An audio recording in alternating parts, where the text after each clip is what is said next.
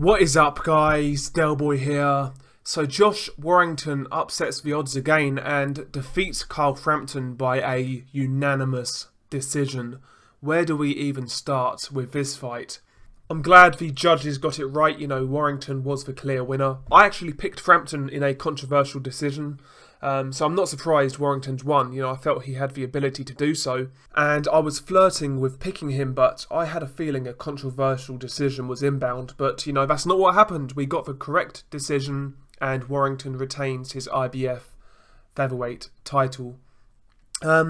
Really, really good fight. High octane, thrills and spills, ebbs and flows. Just a tremendous fight. Great atmosphere in the arena. It was just a joy to watch, and, I'm glad I supported this pay-per-view.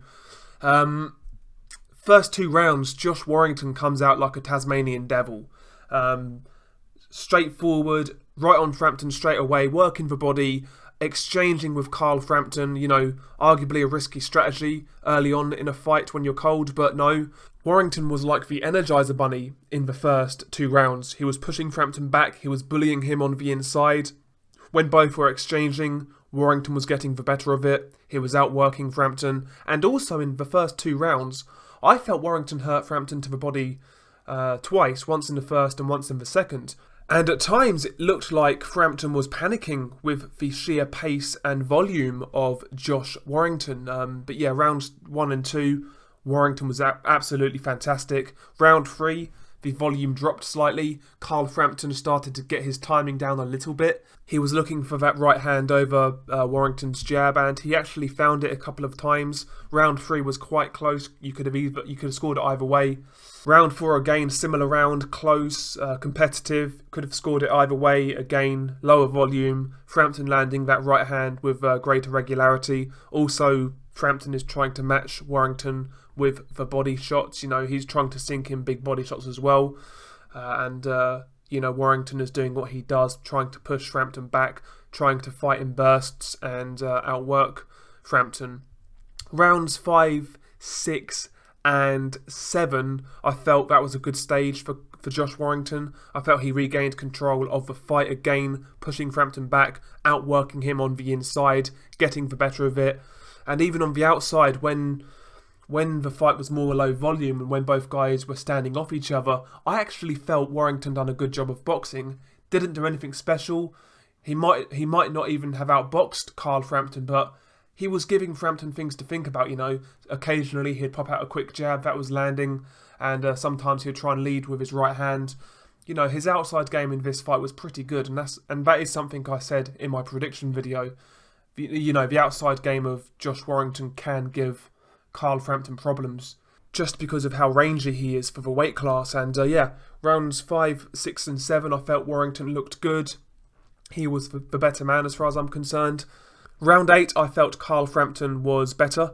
I felt he regained control of the fight a little bit. He again lowered the volume of Josh Warrington and was landing some good hard right hands. At this stage, the right hand was landing, and it was landing fairly regularly, but I wish Frampton would have followed that right hand up with a left hook, for example. Give Josh Warrington something else to think about. Because, yes, that right hand was landing from Frampton, but Warrington always saw it coming so he could brace for it, and it never hurt him. If he sort of threw a left hook after it, maybe that would be the shot that Warrington wouldn't see coming.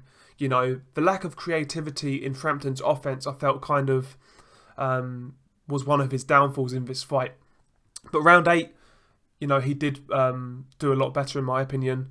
I think round 9 off memory was fairly close as well. Again, could have gone either way. I think Warrington flurried right towards the end of that round. That made it tough to score. And that is something he'd done a lot in this fight, In a lot of close rounds, Warrington would actually flurry towards the end of the round, like the last minute. And that is a veteran tactic, knowing when to let your hands go, knowing how long is left in a round. And Josh Warrington does that extremely well. He does that as well as any fighter in boxing right now. Knowing where you are in the round, gauging how the round's gone, and then at that point working out whether you need to flurry towards the end or, whether you've done enough, etc.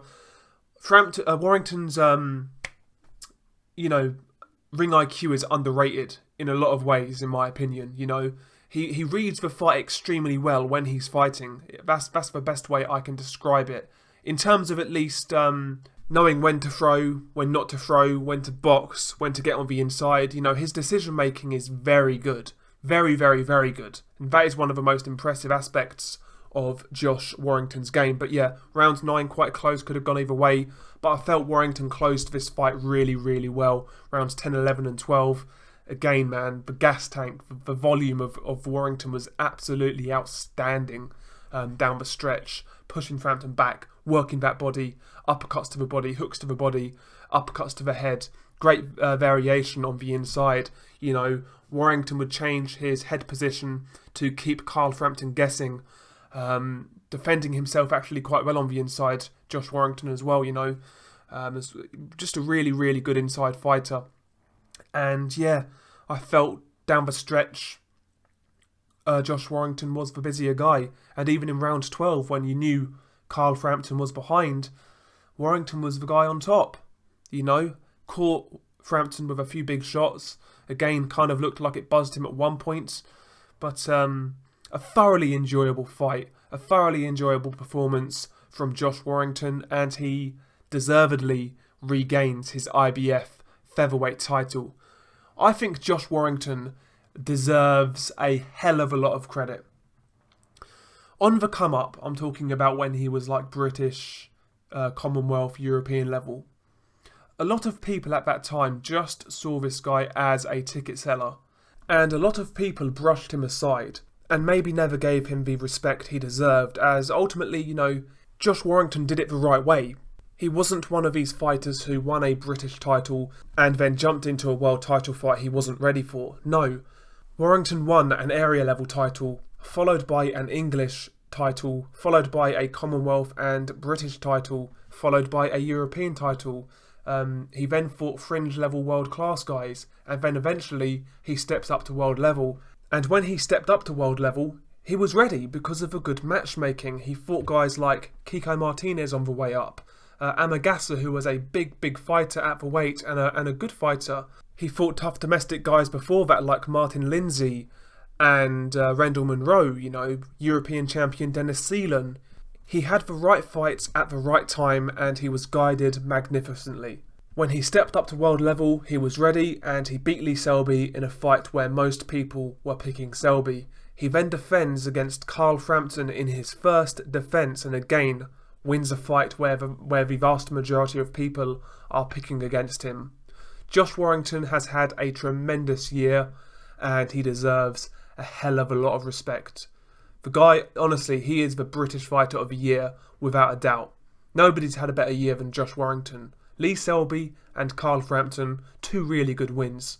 When Warrington was on the come up, I was never one of these guys who completely writ him off. But at the same time, I felt this guy had a certain level, and I felt Warrington's level was European level. I felt he'd be one of those guys who, you know, is too good for British level, who would win a European title, but ultimately at world level he would come up short. You know, that's how I saw Josh Warrington. But no, he's a lot better than that. And it's time people start to appreciate him. I think the reason he hasn't been appreciated is because of the whole ticket seller reputation, to be quite honest. You know, he taps into that Leeds United football team fan base and he brings a lot of those guys to his fights. And as a result, you know, a lot of hardcore fans don't like that for whatever reason. And yeah, I mean, apart from the Leeds guys, nobody really cared for this man. And I'm pleased that he has, you know, really had a coming out year in 2018. He's been tremendous. A credit to the sport. Conditioning is outstanding. His skill set is better than people give it credit for. And I cannot praise this man enough. As for Carl Frampton, you know, he fought a good fight. He stayed strong. He was getting bashed up at stages. I think he was hurt to the body a few times. His face was quite swollen up towards the end of the fight. But, you know, Frampton's a warrior. He took his beating. And whether he continues or not, I don't know. But I think Frampton has another big fight in him, or another 2 big fights in him. We'll see. But yeah, really, really fun fight. Maybe Frampton could maybe have a rematch with Scott Quigg. I'm not sure where Frampton goes from here. a long rest is advised, to be quite honest. And yeah, Josh Warrington, he's saying he wants to unify. Imagine Warrington versus Oscar Valdez. That would be a tremendous fight. Yeah, I'm just buzzing. I really, really enjoyed that. Share your thoughts below. I think this is why we're boxing fans. Really, really enjoyable fight. Peace.